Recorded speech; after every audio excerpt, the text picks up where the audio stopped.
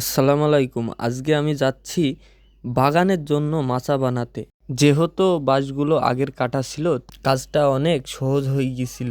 আমি বাঁশ ফাড়া কাজ শুরু করে দিয়েছি। একটা বাঁশের 4টা বাতা হয়েছিল, আর এক সাইডে আমার দাদাকে বাতাগুলো দিয়ে দিয়েছিলাম, সাইজ করে দিয়েছিল।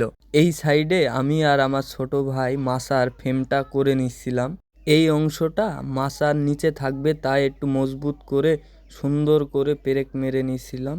ফ্রেমের কাজ প্রায় শেষের দিকে। এবার নিচের অংশে যেই পেরেকটা বের হয়েছে ওই পেরেকটা আমরা ব্যাকা করে দেব।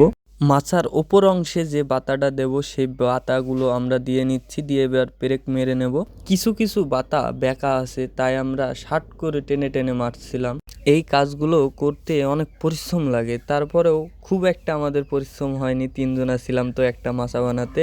আজকের দিনটা ছিল শুক্রবারের দিন, তো জুম্মার নামাজ পড়তে যেতে হবে আমাদের, তাই আমরা 12টার আগেই কাজ শেষ করে ফেলছিলাম। আলহামদুলিল্লাহ, মাচা বানানো কাজ শেষ।